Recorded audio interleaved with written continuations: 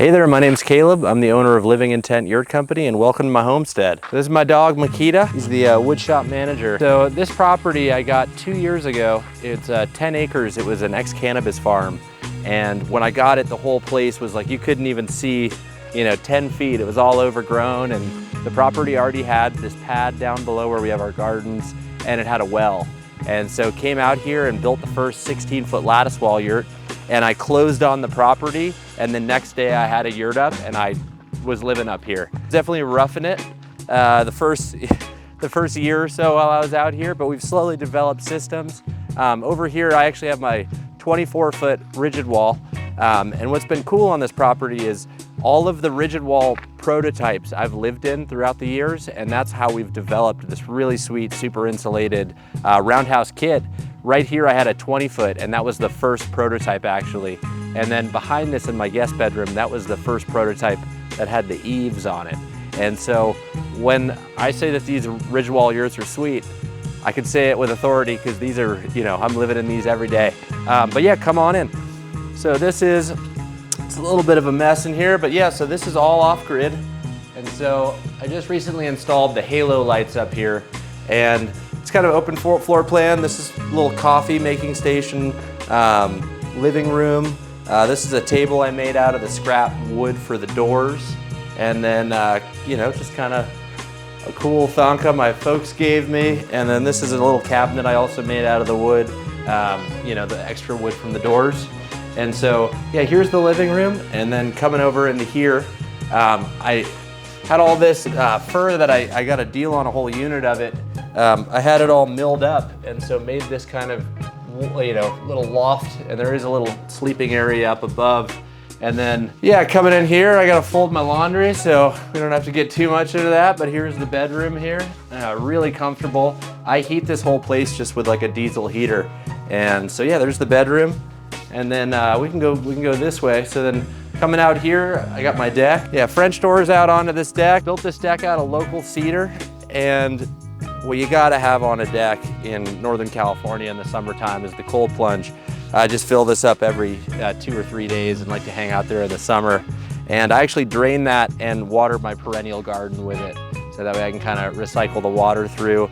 Down here we planted an orchard, and then we have our vegetable garden, and I also have my solar array that powers the whole homestead. And then coming around here, this was the second rigid wall yurt we ever built, and this is where we figured out how we wanted to do the vented roof assembly and the metal roof. And so this is now the guest bedroom and also where I house all my solar.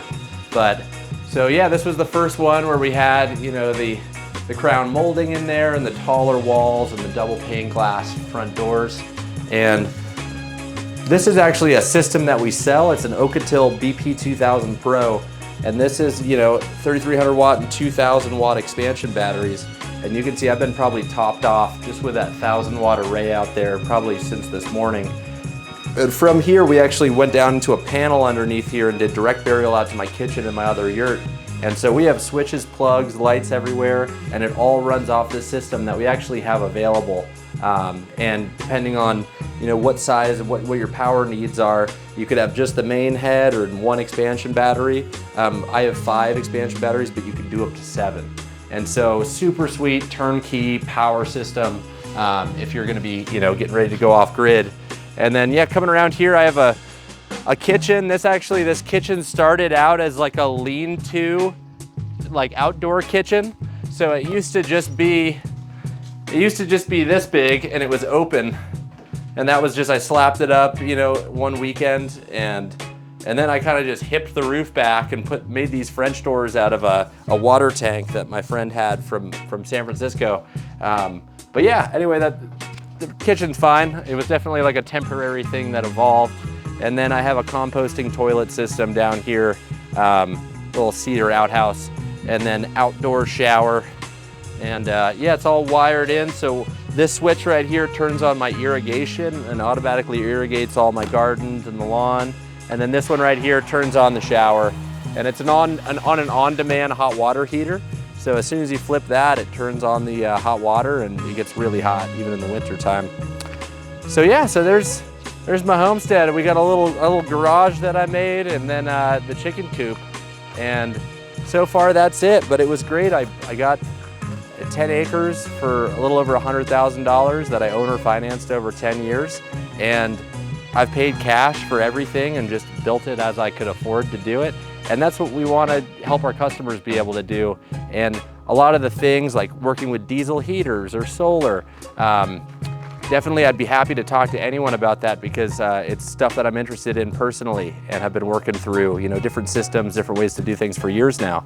So if you're interested in doing something like this, I mean, I'm gonna be paid off on this land in like 2 years now, and then I'll have all this outright. And so there's different ways to do living, you know. You don't necessarily have to go into the crazy debt. You know, you could do something like this. People also buy our rigid wall yurts and fully permit them as giant 2-story houses or whatever. But so there's different levels to it. And yeah, thanks for coming to check out my house. And we'll be doing some more videos in the future here, kind of showing some of the new projects. We got a yurt treehouse that we're gonna be doing, and also an underground bunker yurt, so stay tuned.